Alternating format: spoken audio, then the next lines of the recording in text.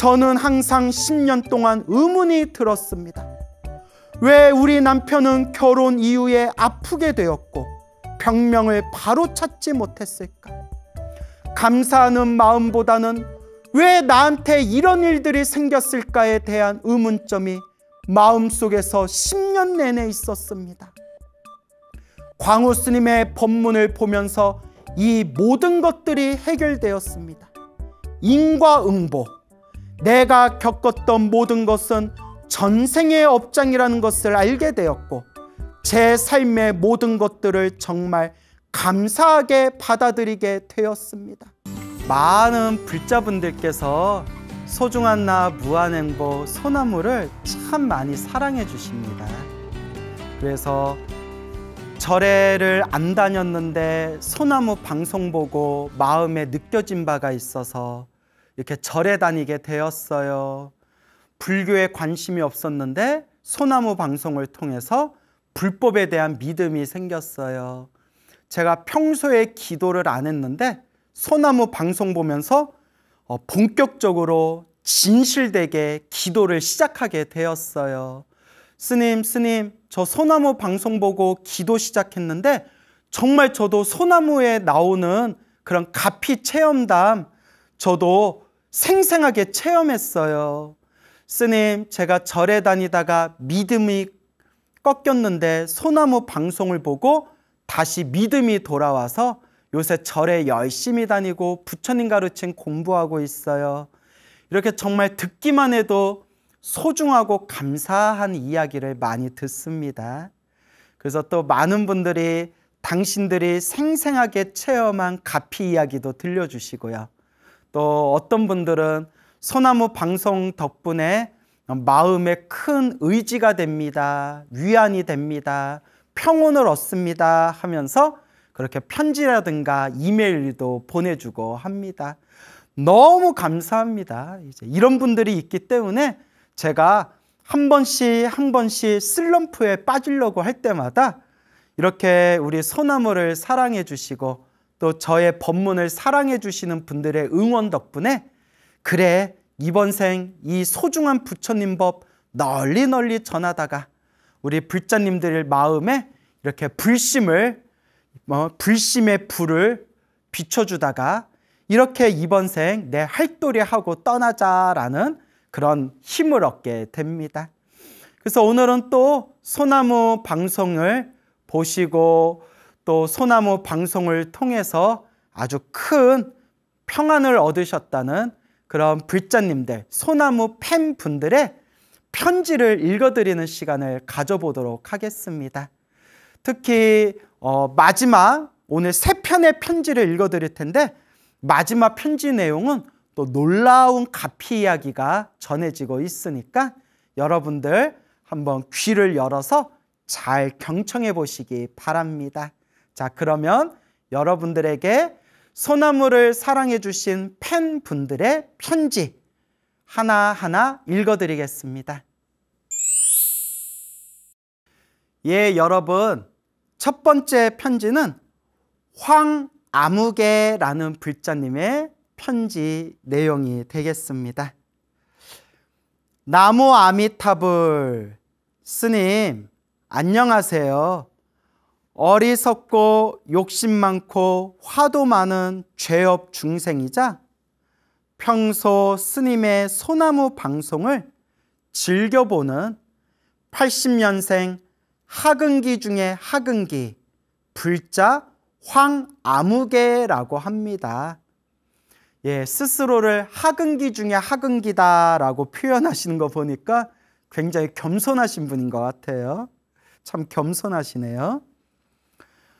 평소 스님의 소나무 방송을 시청하면서 많은 분들의 가피담을 듣게 되었고 그것이 저의 신심을 다지는데 아주 많은 힘이 되었습니다. 너도 할 수 있어. 너도 열심히 수행하다 보면 부처님의 가피를 받을 수 있어. 그러니까 어서 수행해 라고 말이죠. 그렇게 많은 분들의 가피담에 힘을 입어 꾸준히 복을 짓고 연부를 한 까닭에 저도 받게 된 부처님의 가피가 있어서 용기를 내어 이 편지로서 그 내용을 전해드리고자 합니다. 부족한 글이지만 기회가 되는 대로 읽어주시면 감사하겠습니다.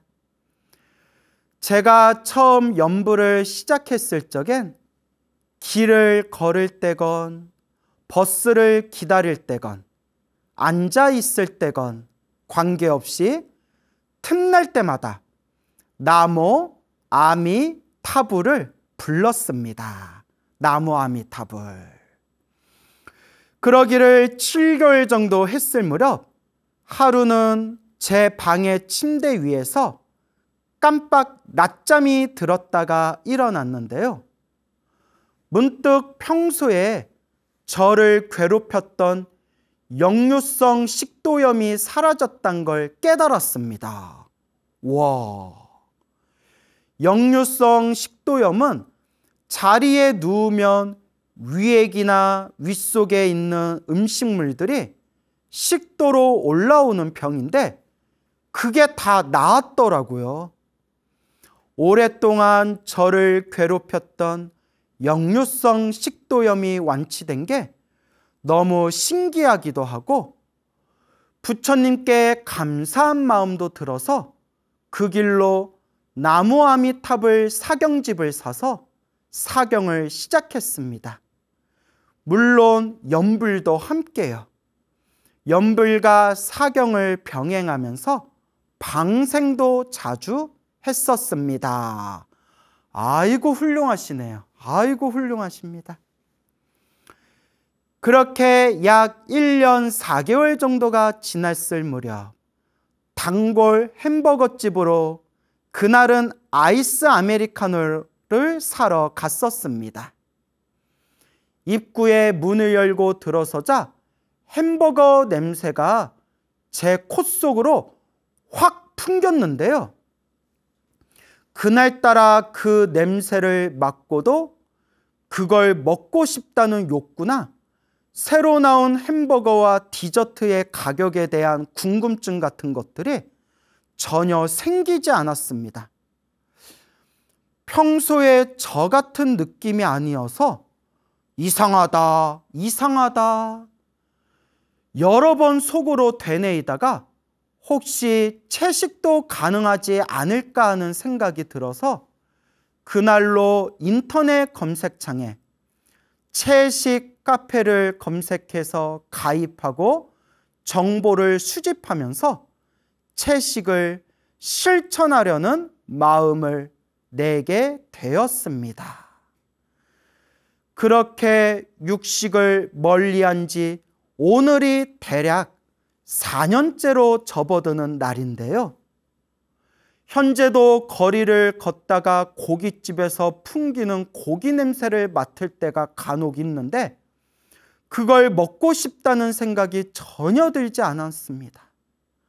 마지막 이야기는 제가 채식 식당을 갔을 때의 일인데요. 지하철에서 내려 양재역에서 병행연불을 하면서 여러분 이렇게 걸으면서 연불하는 걸 병행연불이라고 해요. 그래서 앉아서 연불하거나 서서 연불하는 게 아니라 이렇게 한 발자국 한 발자국 걸으면서 하는 연불을 병행연불이라고 합니다. 지하철에서 내려 양재역에서 병행연불을 하면서 식당에 도착한 저는 습관처럼 식당 입구 쪽에 있는 손 소독제로 손을 소독하려고 했었습니다. 손 소독제 입구를 누르면 입구에 있는 구멍에서 소독액이 아래로 흘러내려오게 되는데 이날은 제가 손 소독제 입구 부분을 손으로 꾹 누르자 입구의 구멍에서 나온 소독액이 손바닥이 아닌 제 왼쪽 눈 안쪽으로 튀었습니다. 아유, 알코올 기운이 있는 그 손 소독제가 눈으로 튀었으니까, 눈 안쪽에 튀었으니까 얼마나 아팠겠어요. 아유, 조심해야죠. 조심해야죠. 미처 눈을 감을 새도 없이 눈동자 안으로 소독액이 튀어 눈동자가 무척 따갑고 고통스러웠습니다. 너무 고통스러운 나머지 한 손으로 눈을 감싸고 있었는데 갑자기 눈동자 안쪽이 뜨거워지기 시작하더니 몇 초 되지도 않는 짧은 순간에 따갑던 고통이 씻은 듯이 사라져 버렸습니다. 이게 어떻게 된 거지? 저는 갑자기 어안이 벙벙해졌는데요. 식사를 마친 뒤 집으로 돌아오는 길에 이건 부처님의 가피가 분명하다는 생각이 들었습니다. 평소엔 염불을 오래 해도 아무 변화도 체감도 없다 보니 진짜 가피가 있는 건지, 부처님께서 정말 광명으로 나를 섭취하고 계신 건지 고개가 갸웃거려질 때가 많았는데요.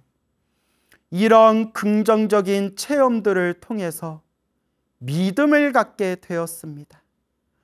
더불어 우리들의 눈에는 보이지 않지만 부처님은 염불하는 중생을 곁에서 확실히 혼염해주고 계시는구나 라는 사실도 체득하게 되었고요.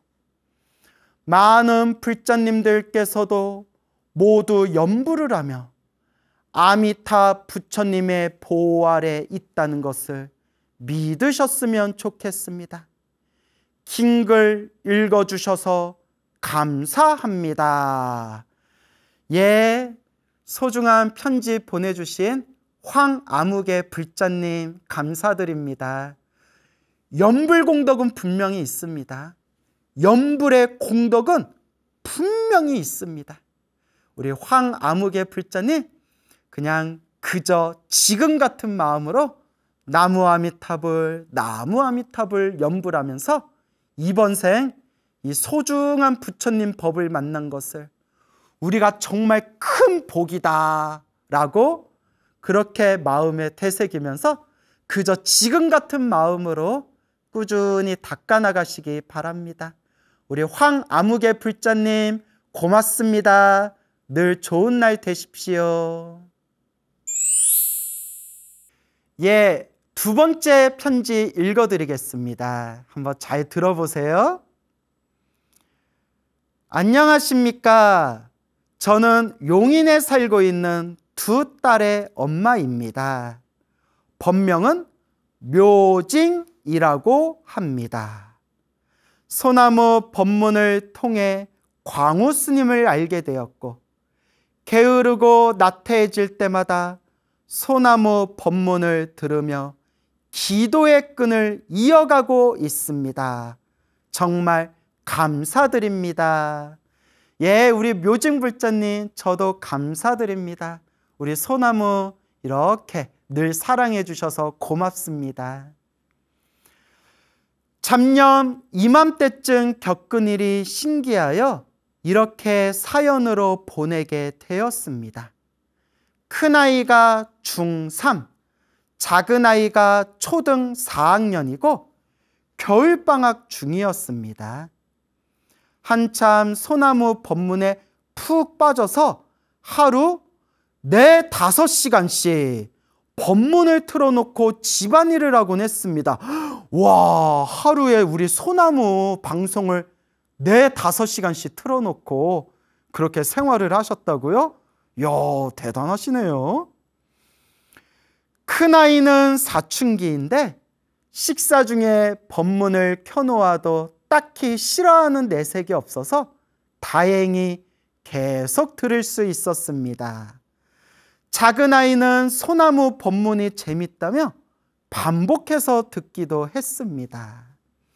그렇게 소나무 법문을 들은 지 한 달 정도 지났을 즈음 작은아이가 부처님 꿈을 꿨다며 달려와서 얘기를 하는 것이었습니다. 와, 우리 작은아이가 부처님 꿈을 꿨대요. 소나무 법문 들은 지 한 달 후에 부처님 꿈을 꿨대요. 이야, 큰 강당이 있고 무대 쪽에 황금색 부처님이 앉아 계셨고 작은 아이는 황금 불상 뒤에 자그마하게 숨어 있었다고 합니다. 강당에는 수많은 사람들이 모여 있었고 황금 부처님의 입이 움직이면서 설법을 시작하셨다고 합니다. 우와! 그렇게 법문을 듣던 중 갑자기 펑 하더니 사람들이 모두 불상으로 변신을 했는데 저마다 색깔이 달랐다고 합니다. 흰색, 황금색, 검정색, 초록색 등등 다양한 색깔의 부처님으로 변했답니다. 와, 진짜 신기하다. 황금 부처님을 꿈에서 본 아이는 기뻐했고 저도 기뻐서 앞으로 부처님 법을 공부해보자 라고 했습니다. 근데 더 신기한 것은 같은 날 큰 아이도 꿈을 꿨다고 했습니다. 이야, 여러분, 큰 아이, 작은 아이가 동시에 같은 날에 꿈을 꿨대요. 그러니까 아이들은 좀 맑고 순진하기 때문에 사실 이렇게 절에 다니다 보면 부처님 꿈 꿀 수 있거든요. 근데 한 집안에 큰 아이, 작은 아이가 같은 날에 동시에 꿈을 꿨다는 것은 너무 신기하죠, 여러분. 근데 더 신기한 것은 같은 날 큰 아이도 꿈을 꿨다고 했습니다. 역시 큰 강당이 있었고 무대 쪽엔 자줏빛 커다란 커튼이 드리워져 있었다고 합니다. 강당에는 흰색 옷을 입은 수많은 죄수들이 모여 있었다고 합니다. 갑자기 하늘에서 자줏빛 승복을 입은 동자승들이 구름을 타고 내려오더니 너희들의 죄는 모두 사라졌다 라고 하였고 수많은 죄수들은 모두 기뻐 환희를 했다고 합니다. 그 꿈도 참 신기했습니다. 와, 길몽이다, 길몽이야. 아주 길몽입니다. 어쩜 큰아이, 작은아이들이 이렇게 동시에 이렇게 아름다운 꿈을 꿨을까요? 참 신기하다. 아이들이 불법을 믿고 공부한 적도 없고 단지 한 달 정도 광우 스님의 소나무 법문만 들었을 뿐인데 불법성 삼보가 왜 거룩한지 조금이나마 알 것 같았습니다. 예전부터 청화 큰 스님을 존경하여 법문을 자주 접했었는데 저도 청화 큰 스님 참 존경하거든요.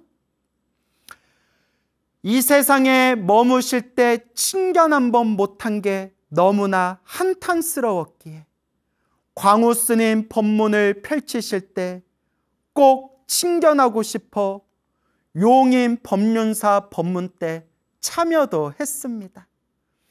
멀리서 광우 스님 뵙고 법문을 들을 수 있음에 얼마나 안도하고 감사했던지요. 아이고, 제가 다 감사합니다. 말법 시대라고는 하나 이렇게 불법성 삼보가 계시기에 든든합니다. 이제 두 아이들은 불법에 조금이나마 관심이 생겼고 작은 아이는 틈틈이 연불과 반야심경 독경도 합니다. 와, 대단한데? 항상 건강하시고 오래오래 법문을 펼쳐주셔서 미혹한 중생들을 불법의 바다로 이끌어 주시기를 간청드립니다. 감사합니다. 라고 보내주셨어요.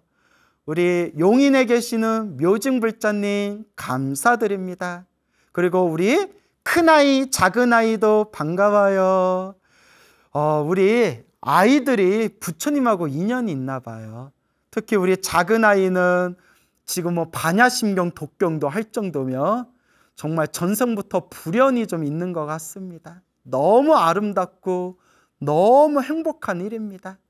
우리 묘증불자님, 그리고 우리 큰아이, 작은아이, 그리고 우리 불자님 가족 모두 건강하고 행복하시고 고운 날 되시기 바랍니다. 고맙습니다. 예, 여러분, 세 번째 편지 읽어드릴 텐데요. 너무나 놀라운 가피의 체험이 담겨져 있습니다. 이 편지를 읽고 저도 너무나 가슴이 뭉클하고 또 감동이 가득히 느껴졌고, 이 편지의 주인공이 되는 불자님과 또 이렇게 직접 대화도 나눠보게 되었습니다. 한번 잘 들어보세요. 그 화성에 살고 계시는 이아무개라는 불자님의 가피 이야기가 되겠습니다. 자, 한번 읽어보겠습니다. 광우 스님, 안녕하세요. 저는 화성시에 살고 있는 42살 이아무개라고 합니다. 광우 스님 소나무 광팬이고요. 저는 소나무를 보면서 제 인생관이 바뀌었어요. 스님께 너무 감사하고 제가 스님 법문을 보질 못했더라면 부처님 법을 만나지 못했을 텐데 무슨 복을 이렇게 많이 지어서 스님 법문을 통해 부처님을 만나게 되었을지 생각하면 눈물이 날 지경입니다. 광우 스님 정말 감사드립니다. 아이고, 저도 감사합니다. 감사합니다, 불자님. 저희 친정엄마는 독실한 불교 신자셨어요. 제가 중학교 때 친정아버지께서 일찍 돌아가셨는데 동네 지인분이 스님이 되셨습니다.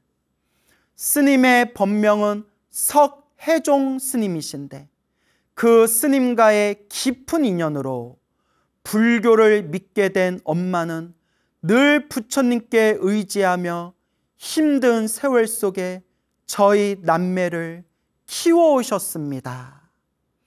사실 저는 불교를 잘 몰랐고 그저 부처님 오신 날 절에 가서 삼배하고 오는 게 전부였습니다. 저희 엄마는 모든 일상에서 무슨 일이 생기면 부처님 덕분에 살고 있다는 말을 자주 하셨는데 사실 저는 엄마가 너무 이상해 보였습니다.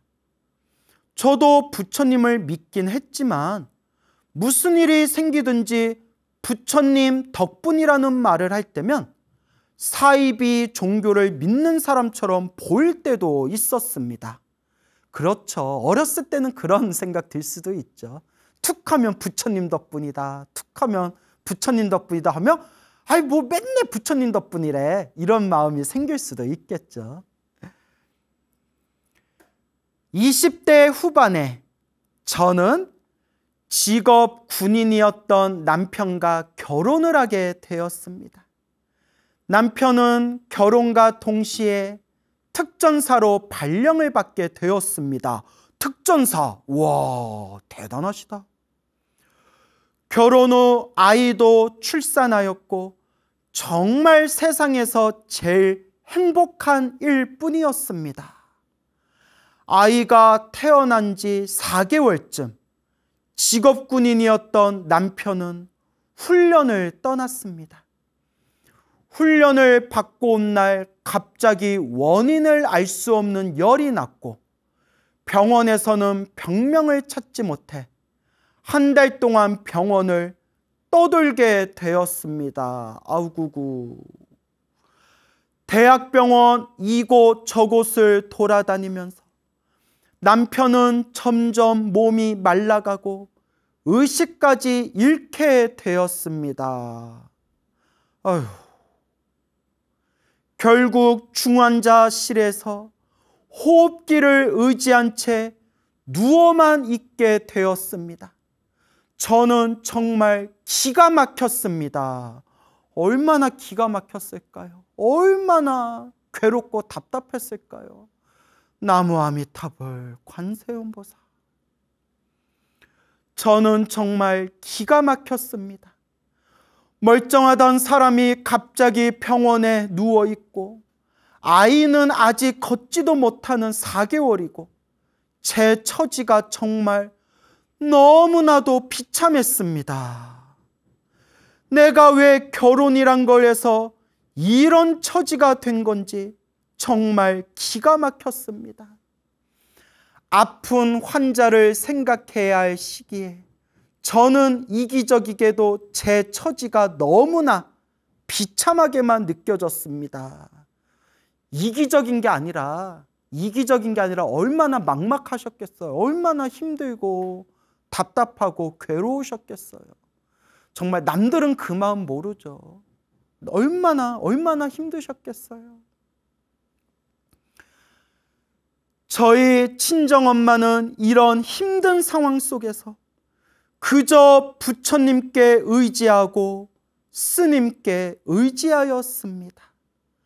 친정엄마의 스승님인 해종 스님께서 선물로 주신 관세음보살 액자 밑에서 매일 하루도 빼놓지 않고 108배를 하면서 기도를 하셨습니다. 여러분, 말 나온 김에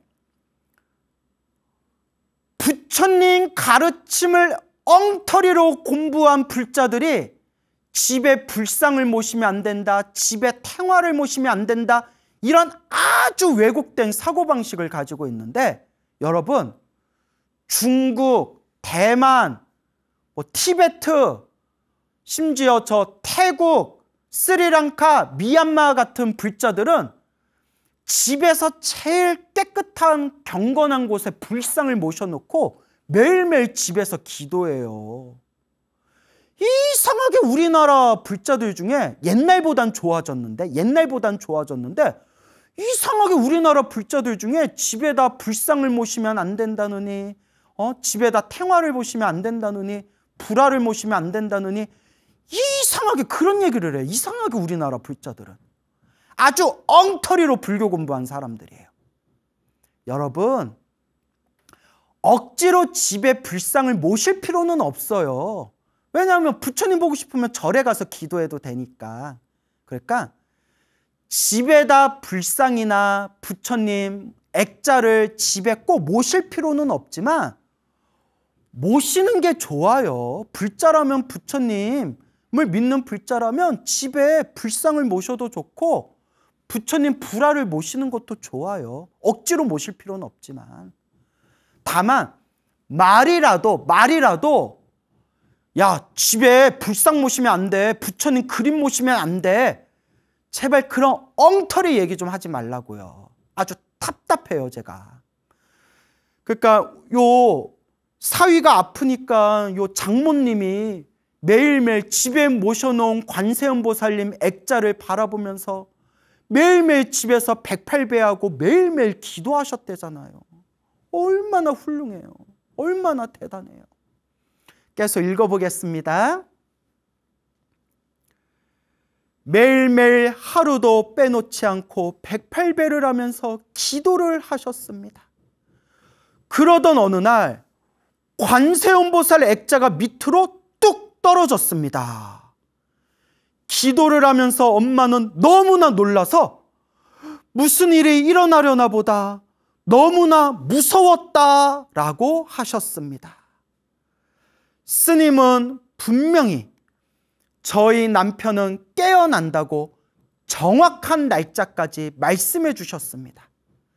다행히 남편은 스님이 말씀해 주신 그 날짜에 깨어났습니다.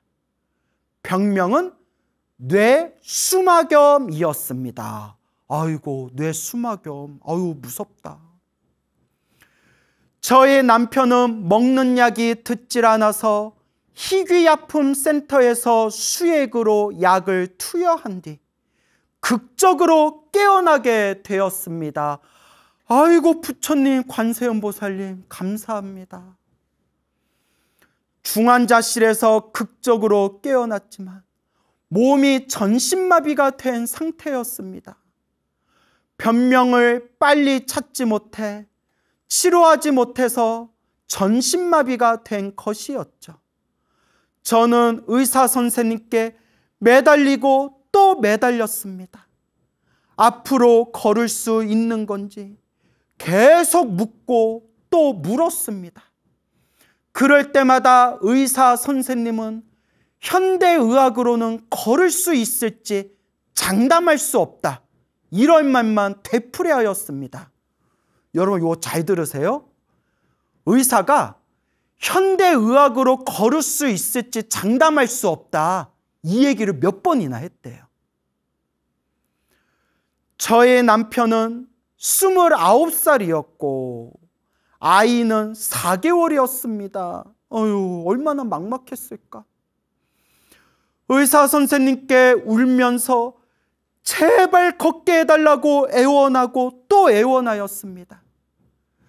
친정 엄마가 부처님께 기도는 매일 하고 계셨지만 기도는 네가 직접 해야 한다고 빨리 절로 내려오라고 하셨습니다. 저는 전신마비가 된 남편의 대변과 소변을 받아내고 간병을 하느라 정말 몸과 마음이 지칠 대로 지쳐 있었습니다. 저는 스님과 단둘이 법당 안에서 남편을 위한 기도를 드렸습니다. 정말 온몸에 땀이 흠뻑 젖을 정도로 절을 하고 또 절을 했습니다. 부처님, 우리 남편을 살려주시고 걷게만 해주신다면 정말 제 목숨이라도 내놓겠습니다. 와, 부처님, 우리 남편 살려주시고 걷게만 해주신다면 정말 제 목숨이라도 내놓겠습니다. 우와, 나무 관세음보살.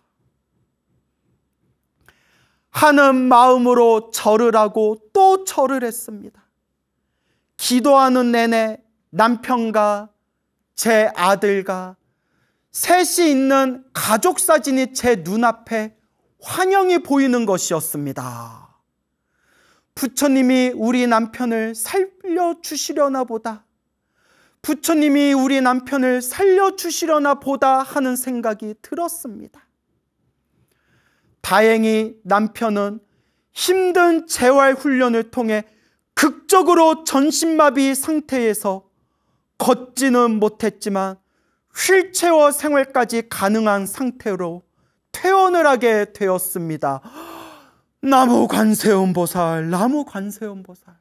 그리고 지금은 제가 직접 들었는데 지금은 걸어 다니신대요. 의사가 현대의학으로 앞으로 걸을지 못 걸을지 장담할 수 없다 했는데 남편분이 지금은 좀 부족하게나마 남편분이 그래도 지금 건강한 몸으로 직접 걸어 다니신대요. 관세음보살, 부처님 감사합니다. 막 가슴이 뭉클거려요. 그래서 편지 읽어보겠습니다. 병원에 있을 때 일입니다.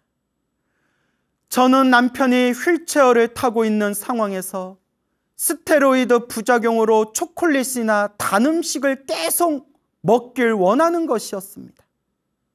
저는 너무 화가 났습니다. 내가 이렇게 힘든 상황에서 몸에 좋은 보양식을 갖다 주는데도 먹지도 않고 초콜릿이나 달라고 하는 남편이 너무 밉고 화가 치밀어 올랐습니다. 병실에서 제가 환자에게 화를 내고 있는 모습을 보고 대학병원 지하실에 있는 종교실로 모르는 분이 신고를 했습니다. 화를 얼마나 냈길래 모르는 분이 신고를 했어요. 어느 날 비구니 스님이 병실로 찾아오셨습니다. 저를 불러내고 저에게 말씀하셨습니다. 지금 가장 힘든 건 환자 본인인데 환자에게 화를 내면 어떻게 하냐 라고 하셨습니다. 저는 펑펑 울면서 스님 앞에서 제 상황을 말씀드렸습니다. 스님은 저를 혼내시고 앞으로 환자에게 화를 내지 말라고 하셨습니다. 정말 저는 이기적인 사람이었나 봅니다. 그 당시 20대였던 저는 정말 이기적이고 화도 많이 내고 정말 부족한 사람이었습니다.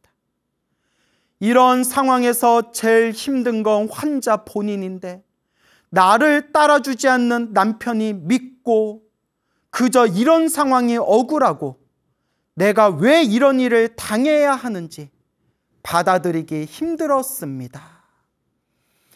퇴원 후에 남편은 극한의 재활 훈련을 한 뒤 걷기도 가능한 상태가 되었습니다. 아이고 감사합니다. 그래도 걸을 수가 있었으니까. 우리 불자님이 그랬잖아요. 우리 남편 살려주시고 걷게만 해주시면 제 목숨이라도 드리겠습니다 라고 기도하셨잖아요. 퇴원 후에 남편은 극한의 재활 훈련을 한 뒤 걷기도 가능한 상태가 되었습니다. 이 모든 것이 부처님의 은혜이고 가피인데 저는 사실 그때는 잘 몰랐습니다.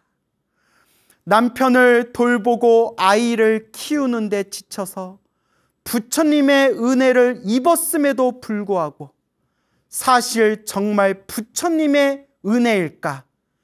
이런 생각마저 들었습니다.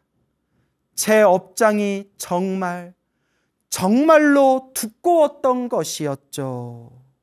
남편을 돌보고 아이를 키우는 데 지쳐서 부처님의 은혜를 입었음에도 불구하고 사실 정말 부처님의 은혜일까? 이런 생각마저 들었습니다. 제 업장이 정말로 두꺼웠던 것이었죠. 그러다 남편이 몸이 많이 좋아진 이후에 남편이 아이를 더 갖길 원했습니다. 시험관 아이를 한번 해보자고 해서 딱 한 번 시술을 해서 아이를 출산하게 되었습니다.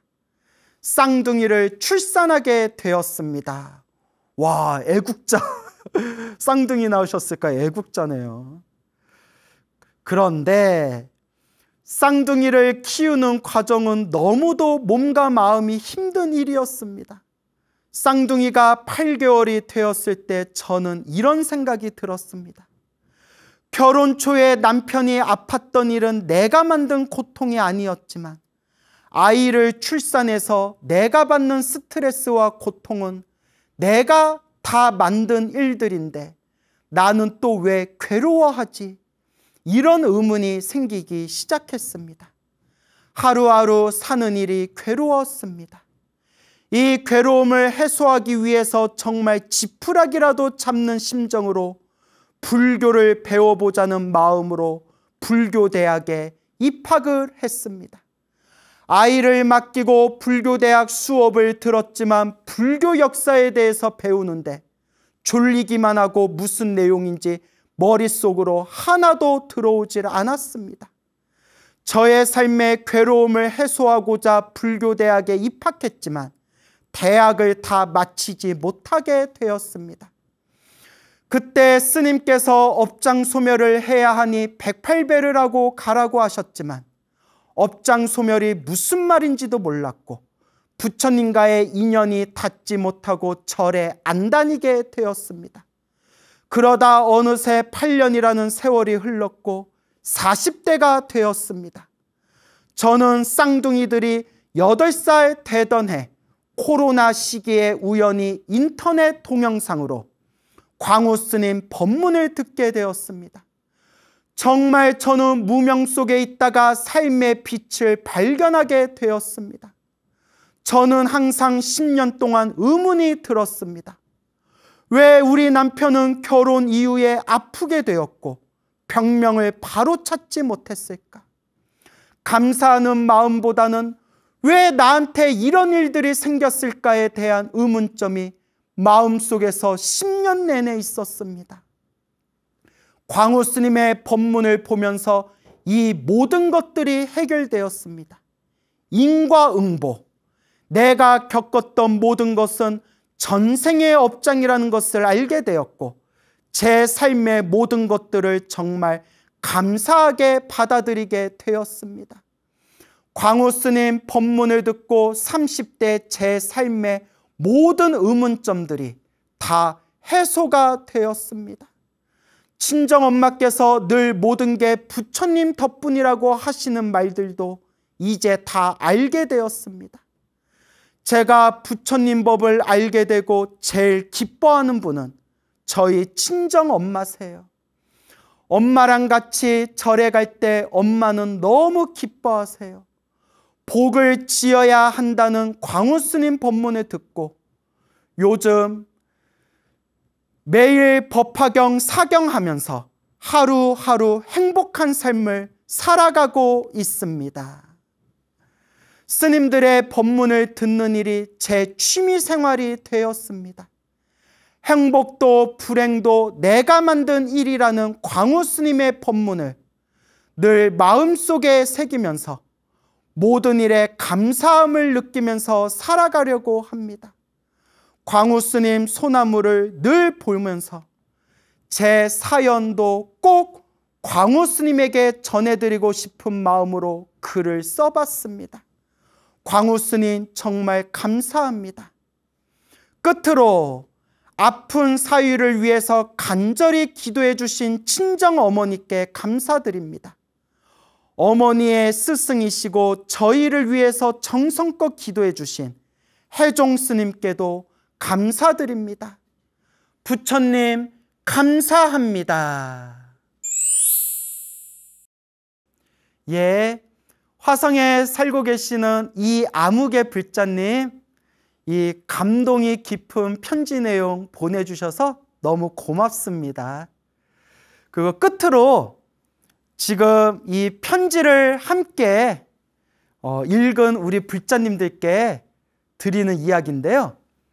요 화성에 있는 이 아무개 불자님이 저한테 직접 얘기해 주셨는데, 나중에 남편이 회복이 되고 나서 의사 선생님을 만나게 되었는데 의사들이 다 하는 얘기가 상태가 너무 나빠서, 남편의 상태가 너무 나빠서 이렇게 회복된 거는 부처님이 도와주셨건 예수님이 도와주셨건 모르겠지만 정말 기적 같은 일이다, 기적 같은 일이다 라고 의사들도 놀라워했다고 합니다. 너무 감사합니다. 너무 감사합니다.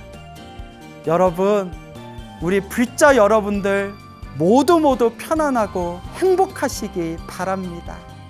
우리가 인생을 살아가면서 우리 앞에 펼쳐진 모든 행복과 불행은 다 나 스스로 지은 업의 결과입니다. 그래서 부처님 팔만대장경에서도 분명히 말씀하셨고 수많은 큰 스님들께서도 분명히 말씀하셨지만 우리 중생은 다 자기가 지은 업의 인연대로 살아간다.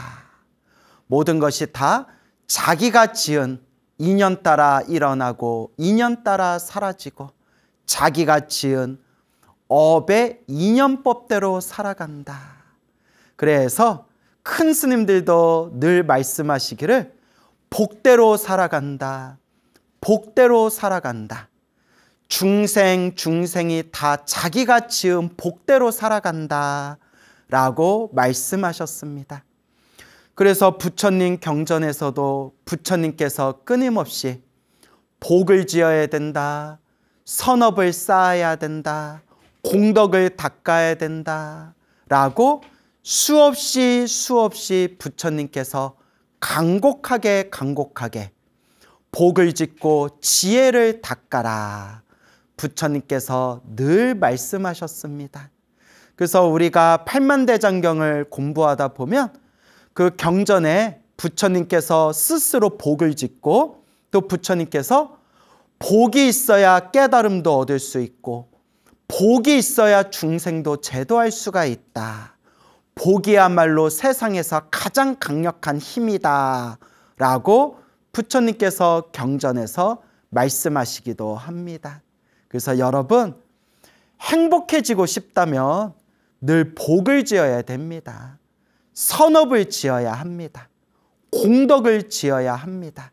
늘 좋은 인연을 지어나가야 합니다. 행복도 불행도 다 내가 지은 업의 인연입니다. 여러분, 우리 늘 마음으로 되새기고 마음으로 발언하면서 이번 생 복과 지혜를 잘 닦겠습니다. 이번 생 복을 짓고 선업을 짓고 공덕을 짓겠습니다. 지혜를 잘 닦겠습니다. 항상 마음으로 되새기고 발언해야 합니다. 우리 서가모니 부처님 당시의 일입니다. 서가모니 부처님 당시에 어느 큰 부자가 있었는데 이 큰 부자가 결혼을 해서 아들을 낳게 됩니다. 아들을 낳았는데 아주 잘생기고 아주 단정한 그런 아주 초롱초롱한 귀염둥이 아들을 낳게 되었는데 아들들을 낳고 얼마 지나지 않아서 갓 태어난 아기가 말을 하는 겁니다. 말을 하는 거예요. 아버지, 어머니, 지금 이 시대에 부처님이 계십니까?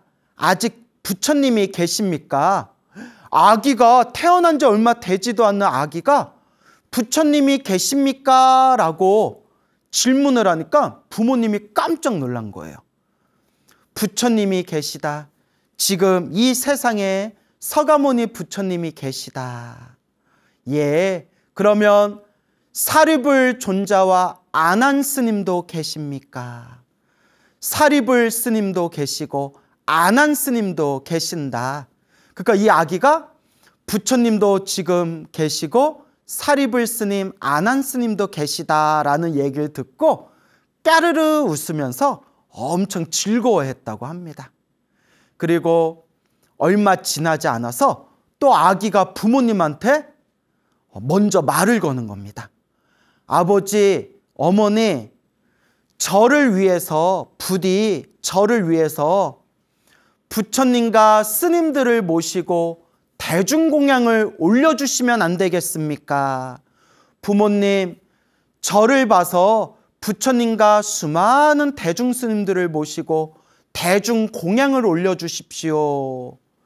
그러니까 부모님이 또 깜짝 놀라면서 아니 그 부처님과 스님들을 모셔서 뭐 공양 올리는 거야 어렵지는 않겠지만 갑자기 모시려면 그 부처님과 그 수많은 스님들을 집에 모셔서 갑자기 음식 준비를 하려면 시간이 너무 촉박하고 또 미리 준비를 해야 된다. 그렇게 이제 부모님이 얘기하니까 아버지, 어머니 아무 걱정하지 마십시오. 그냥 저만 믿고 집안을 깨끗하게 청소한 뒤에 높은 자리에다가 자리 3개를 마련해 주십시오. 높은 자리 3개를 딱 마련해 주시고 집안을 깨끗이 청소하고 부처님과 스님들을 모시면 모든 일이 저절로 풀릴 겁니다. 저만 믿고 그렇게 해 주십시오. 그래서 아들 말대로 뭐 아들이 사랑하는 아들이 태어나자마자 말을 하면서 아들이 이렇게 간곡하게 부탁하는데 그래서 이 부모님이 집안을 깨끗하게 청소하고 아들이 말한 대로 높은 자리 3개를 딱 준비합니다. 그러니까 아들에게 물어봅니다. 왜 높은 자리 3개를 준비하라고 한 거냐? 왜 높은 곳에 3자리를 준비하라고 한 거냐?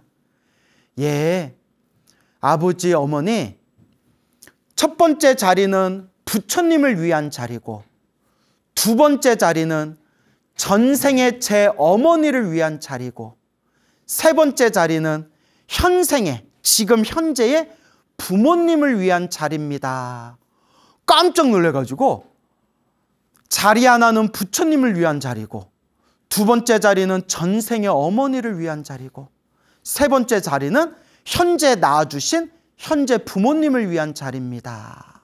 그러면서 아들이 제 전생의 어머니가 아직 저 바라나국이라는 곳에 살고 계십니다. 부처님, 스님들 모셔서 대중공양 올릴 때 제 전생의 어머니도 모셔주기를 바랍니다. 깜짝 놀래가지고 하인을 시켜서 알아봤더니 아들 말대로 홀로 살고 있는 아무개라는 이름을 가진 그런 노인이, 할머니가 바라나국에 살고 있다는 걸 딱 알게 됩니다. 아, 우리 아들이 허튼 소리를 한 게 아니구나. 참으로 묘하구나. 참으로 묘하구나.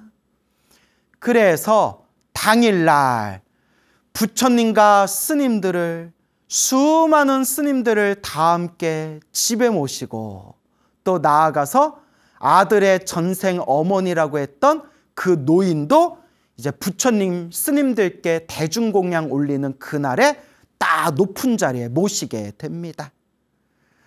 자, 그러할 때 정말 부처님과 스님들이 그 아들집에 딱 도착하는 순간에 100가지, 1000가지, 10,000가지 수많은 맛난 공양들이, 맛있는 공양들이 저절로 쏟아지면서 그 자리에 모인 부처님과 스님들과 수많은 사람들이 조금도 부족함이 없이 모두 다 공양을 이제 맛있게 자시게 됩니다. 이와 같이 부처님께서 대중공양을 받으시고 공양을 다 마치시고 난 뒤에 그 자리에 있는 수많은 사람들을 위해서 부처님께서 법문을 하십니다. 부처님께서 법문을 하시고 그 자상한 부처님의 진리의 말씀을 들은 그 자리에 있던 모든 사람들이, 그 집안에 모인 모든 사람들이 다 함께 수다원과를 얻었다고 합니다. 수다원과, 수다원의 깨달음을 얻었다고 합니다. 그래서 제가 여러 번 말씀드렸죠. 번뇌와 욕망이 사라진 거룩한 성자를 아라한이라고 하고, 아라한이 되는 4단계가 1단계 수다원, 2단계 사다함, 3단계 아나함, 4단계 아라한이다. 그래서 반드시 아라한이 될 수 있는 1단계의 깨달음, 수다원이라는 깨달음을 얻게 되었다. 이와 같이 집안에 있는 모든 사람들이 부처님의 법문을 듣고 수다원의 깨달음을 얻게 되고, 그 아들은 쑥쑥 자라서 이제 나이가 차서 다 컸을 때 부모님의 허락을 받고 머리 깎고 출가해서 부처님의 제자, 이제 비구 스님이 되십니다. 비구가 된 이 스님이 부처님의 발 아래 열심히 수행정진해서 모든 번뇌와 욕망이 사라진 거룩한 성자 아라한이 되십니다. 이와 같이 아라한의 깨달음을 얻은 그 비구 스님을 바라보면서 아난 스님이 서가모니 부처님께 여쭈어 봅니다.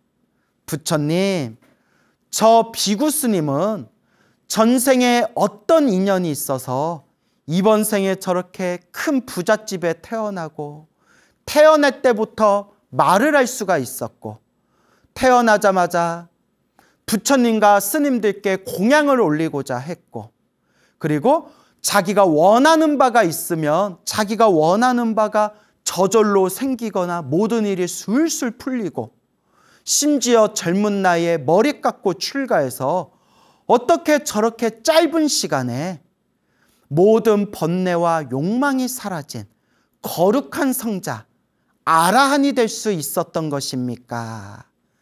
그때 부처님께서 이렇게 말씀하십니다. 자세히 듣도록 하여라. 전생에, 바로 전생에 어느 가난한 젊은이가 있었는데, 이 가난한 젊은이가 어느 날 부처님과 거룩한 대중스님들이 탁발을 하는 모습을 목격하게 되었다. 그때 나는 가난해서 저 부처님과 저 스님들께 아무것도 공양 올릴 수가 없구나. 아무것도 공양을 올릴 수가 없구나. 그래서 이 청년이, 이 가난한 청년이 1년 동안 온갖 곳을 떠돌아다니면서 차곡차곡 돈을 모으게 되었다. 그때 그 가난한 청년에게 일을 맡겼던 그 주인집의 주인이 가난한 청년에게 이렇게 질문을 하게 됩니다. 그대여 젊은이여, 무엇을 위해서 이렇게 열심히 돈을 모으는가? 결혼하기 위해서, 장가가기 위해서 이렇게 돈을 열심히 모으는가? 아닙니다. 제가 돈을 열심히 모으는 것은 장가가기 위해서 돈을 모으는 것이 아닙니다. 그래? 그러면 무엇을 위해서 그렇게 돈을 열심히 모으는 것인가? 부처님과 거룩한 스님들께 대중공양을 올리기 위해서 1,000냥을 모으는 중입니다. 깜짝 놀란 거예요, 주인이.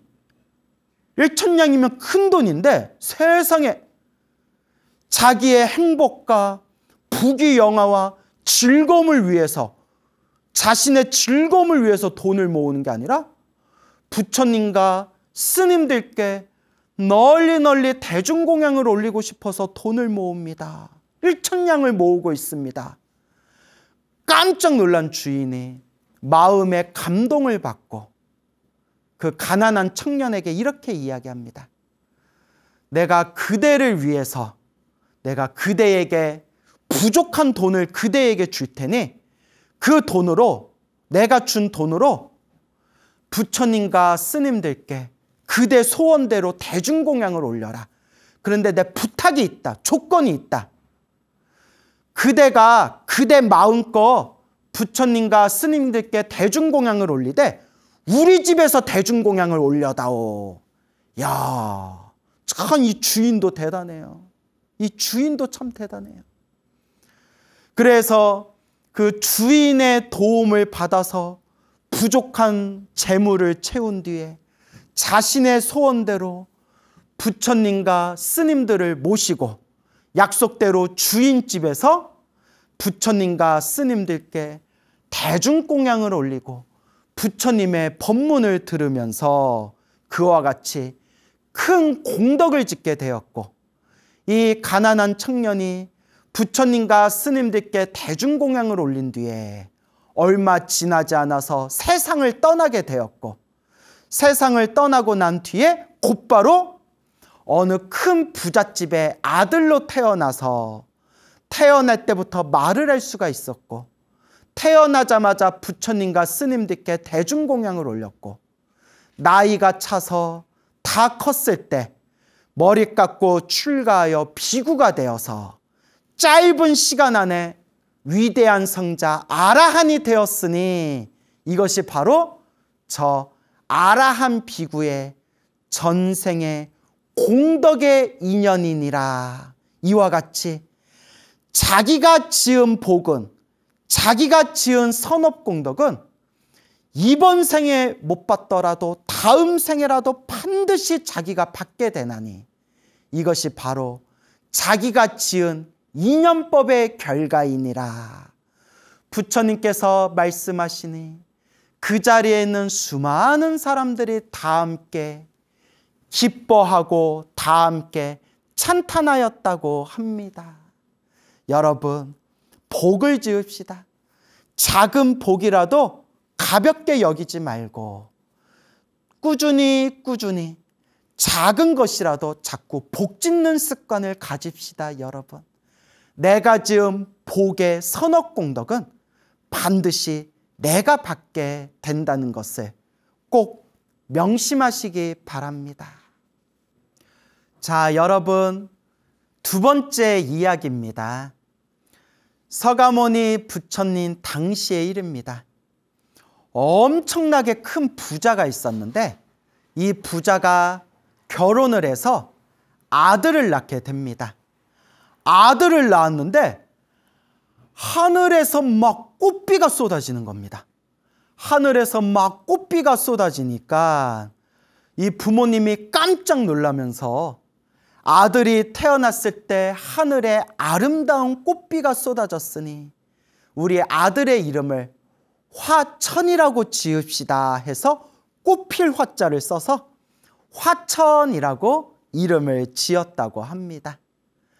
이 화천이 무럭무럭 자라서 이제 청년이 되었는데 이 화천이 어느 날 길을 가다가 거룩한 부처님을 뵙게 됩니다.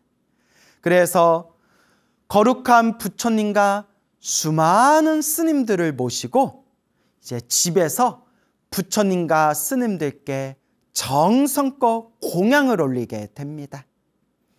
부처님께서 공양을 받아 자시고 공양을 다 마친 뒤에 부처님께서 그 자리에 있는 수많은 사람들을 위해서 진리의 법문을 말씀하십니다.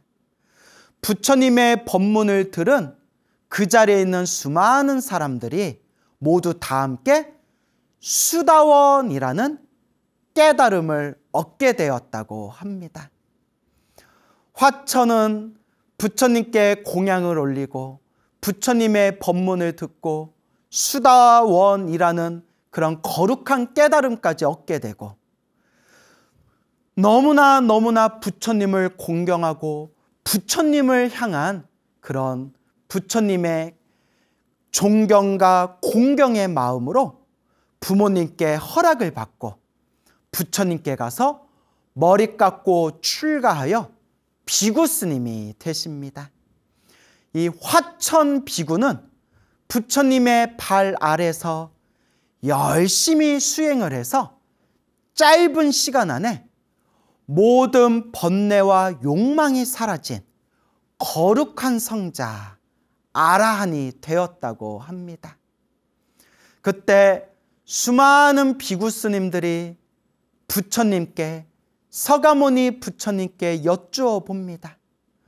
부처님, 저 화천 비구는 전생에 어떤 인연이 있었기에 이번 생 저렇게 부잣집에 태어났고 태어나자마자 하늘에서 꽃비가 내렸고 부처님을 만나 부처님과 스님들께 정성껏 공양을 올렸고 부처님의 법문을 듣자마자 그 자리에서 수다원이라는 깨달음을 얻게 되었고 수다원의 깨달음을 얻은 지 얼마 되지 않아 머리 깎고 출가하여 비구 스님이 된 뒤에 부처님의 발 아래 열심히 수행해서 저렇게 짧은 시간에 모든 번뇌와 욕망이 사라진 거룩한 성자 아라한이 된 것입니까?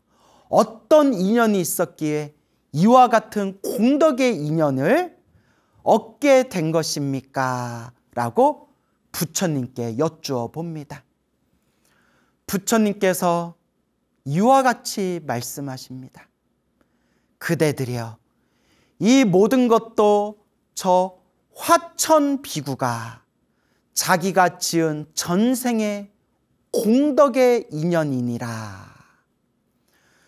수많은 머나먼 과거 전생에 수없는 과거 전생에 비바시라는 부처님께서 세상에 출현하셨다. 비바시 부처님. 비바시 부처님께서 세상에 출현하셔서 수많은 중생들에게 진리의 말씀을 널리 전하고 계실 때 그때 어떠한 가난한 사람이 있었는데 어느 날 이 가난한 사람이 비바시 부처님과 수많은 거룩한 스님들이 길을 걷고 계시는 것을 보게 되었다. 이 가난한 사람이 비바시 부처님과 스님들에게 공양을 올리고 싶었지만 너무나 가난하고 도저히 가진 것이 없어서 아무것도 보시할 수가 없었고 아무것도 공양할 수가 없었다. 그때 이 가난한 사람이 저 산에 들어가서 산에 가득 피어 있는 그 아름다운 꽃들을 하나하나 모아가지고 한아름 산에 피어있는 그 꽃들을 품에 안고 비바시 부처님과 스님들이 지나가시는 길에 스님들을 향해서 자기가 산에서 가져온 그 꽃들을 뿌리면서 꽃을 부처님과 스님들을 향해 꽃을 뿌리며 꽃공양을 올리면서 부처님과 스님들을 향해 지극정성으로 공경 예배를 올렸다. 이와 같은 선업공덕의 인연으로 이 가난한 사람이 목숨이 다하여 세상을 떠난 뒤에 태어나는 곳마다 온갖 기쁨과 즐거움을 누리게 되었고, 수없는 세월이 지난 뒤에 태어나고 죽고 태어나고 죽는 수많은 윤회가 지난 뒤에 서가모니 부처님 시대에 큰 부잣집에 태어나게 되었고, 그 집에 태어났을 때 태어나는 날에 하늘에서 꽃비가 내렸고, 그리고 서가모니 부처님을 만나 법문을 들을 수가 있었고, 거기서 더 나아가 머리 깎고 출가하여 부처님의 출가제자가 되어서 결국은 모든 번뇌와 욕망이 사라진 거룩한 성자 아라한이 된 것이다 라고 부처님이 말씀하시니, 그 자리에 있던 불제자들이 부처님께 이와 같이 여쭈어 봅니다. 부처님, 저 화천비구는 머나먼 과거 전생에 값비싸거나 귀한 것이 아니라 그냥 산과 들에 피어있는 꽃들을 꺾어가지고 부처님과 스님들이 가시는 길에 꽃공양을 올린 것만으로도 저와 같이 크나큰 공덕을 얻을 수 있었던 것입니까? 여기에서 부처님이 이런 말씀을 하십니다. 제가 부처님 경전에서 이 구절을 듣는 순간 마음이 샤르르르르 마음이 녹아내리면서 부처님 감사합니다. 부처님 위대합니다. 위대하신 부처님의 가르침이여 하고 제가 감동을 받았습니다. 부처님께서 이와 같이 말씀하십니다. 그대들이여 중생이, 어떤 중생이 작은 보시를 했다고 해서 복이 없다고 말하지 말라. 우와, 중생이 작은 보시를 했다고 해서 복 없다고 말하지 말라.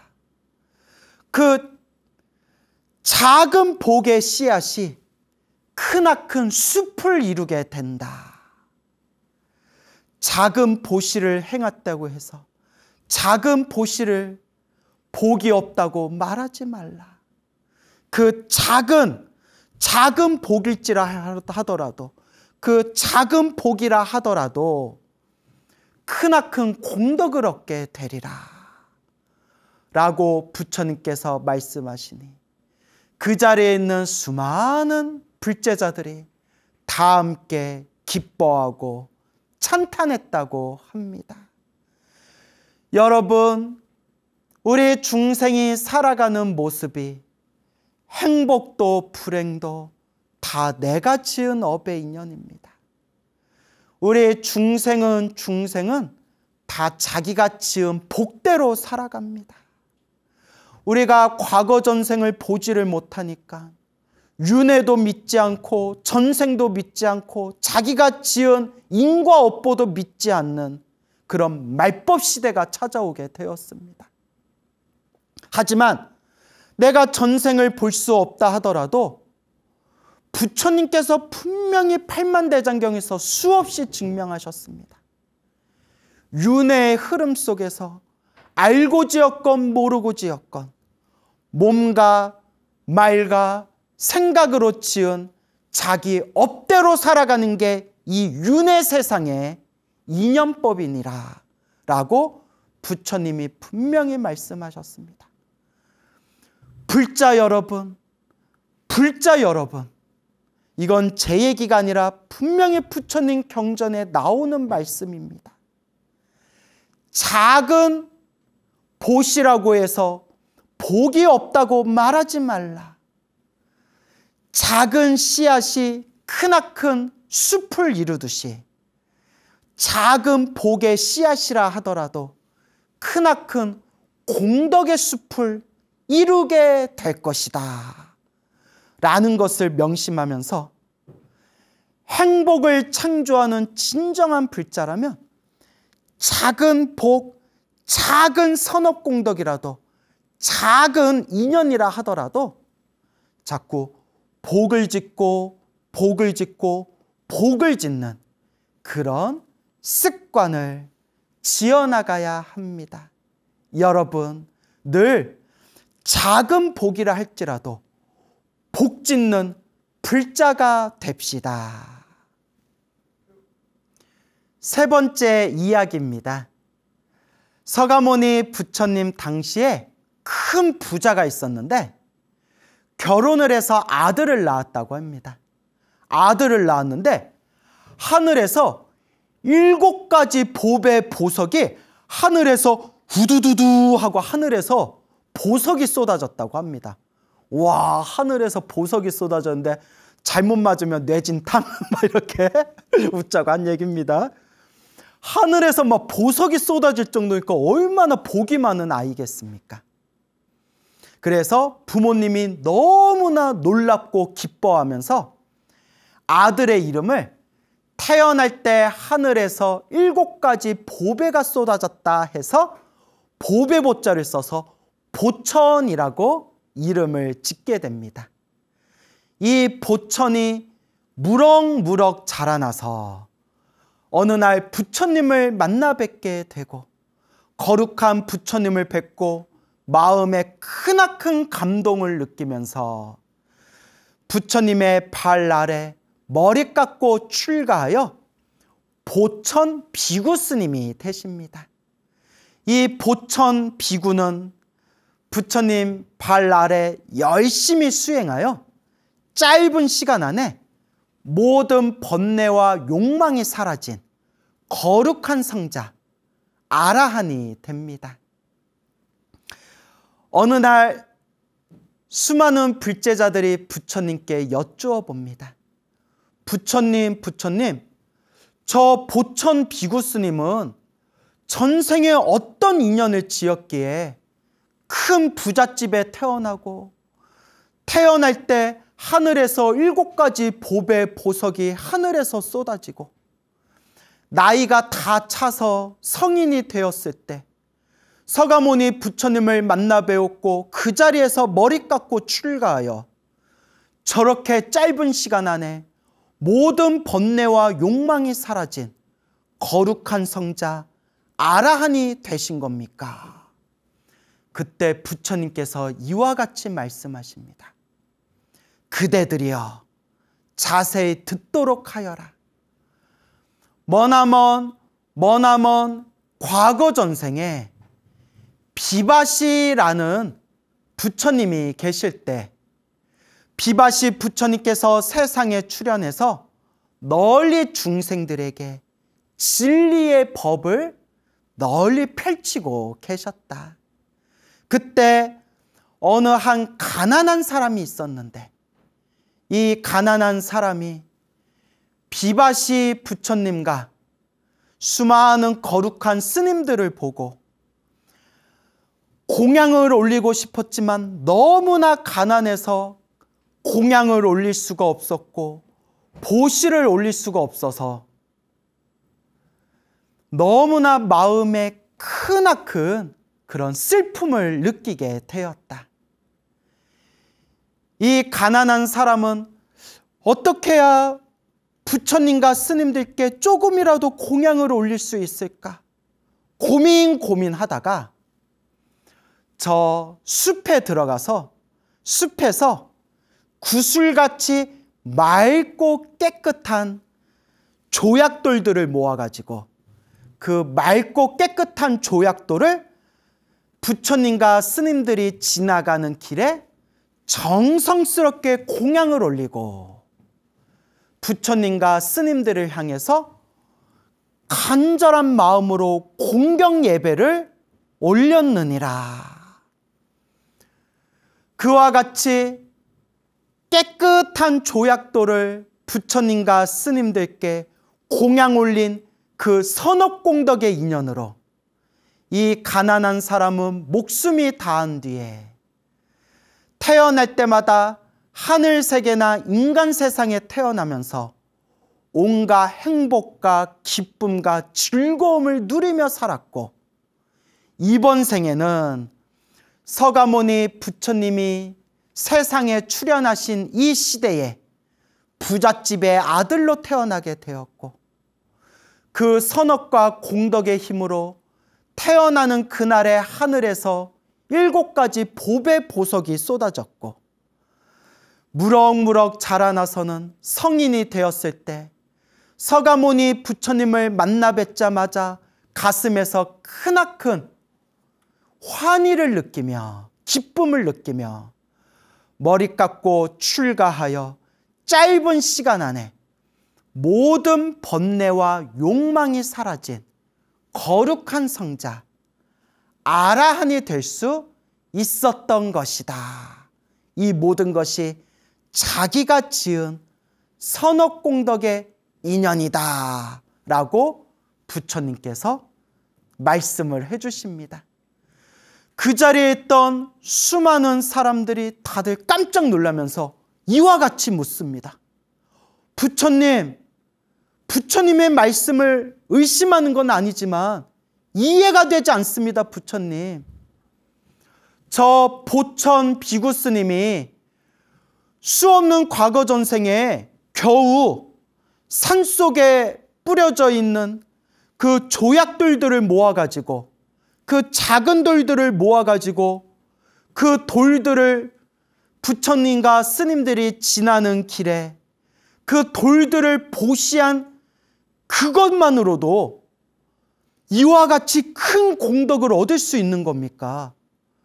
전혀 귀하지도 않고 비싸지도 않고 아무리 생각해도 땅바닥에 널브러져 있는 그런 작은 돌들을 보시한 것만으로도 저와 같은 공덕을 얻을 수 있는 겁니까?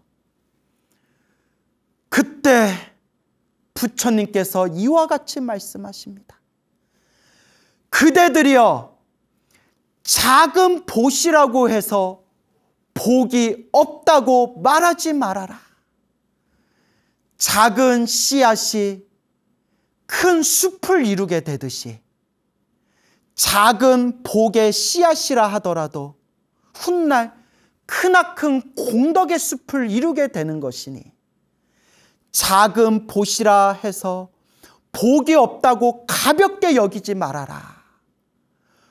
자기가 지은 복은 반드시 자기가 받기 마련이고, 작은 복이라 하더라도 반드시 크나큰 복의 결과를 얻게 되느니라 라고 말씀하시니, 그 자리에 있는 수많은 불제자들이 다 함께 기뻐하고 다 함께 찬탄하였다고 합니다. 여러분, 행복도 불행도 자기가 지은 업대로 살아가고 자기가 지은 복대로 살아갑니다. 진정한 불자라면 힘들고 괴롭고 답답한 일이 생길수록 내가 전생에 지은 빚을 갚고 있구나, 내가 과거 전생에 지은 숙제와 빚을 이번 생에 크게 받을 걸 작게 받고 있구나, 늘 염불하고 수행하면서 마음을 닦아나가야 할 것이요, 작은 보시라 하더라도 복이 없다고 가볍게 여기지 말고, 작은 작은 복이라 하더라도 꾸준히 복을 짓는 그런 복 짓는 습관을 가진 불자가 되어야 하겠습니다. 여러분, 늘 발언해야 합니다. 이번 생 사람으로 태어나 이 소중한 부처님 법을 만났으니 복과 지혜를 닦겠습니다. 복과 지혜를 닦겠습니다. 복을 짓고 지혜를 닦겠습니다. 이번 생 늘 되새기고 되새기고 복과 지혜를 닦는 불자의 길을 걸어야 하겠습니다. 여러분, 행복해지고 싶습니까? 행복한 삶을 창조하고 싶습니까? 복을 지으십시오. 선업을 쌓으십시오. 공덕을 닦으십시오. 복과 선업과 공덕의 힘이 여러분들을 진정한 행복의 길로 이끌어 줄 것입니다. 여러분, 성불하세요.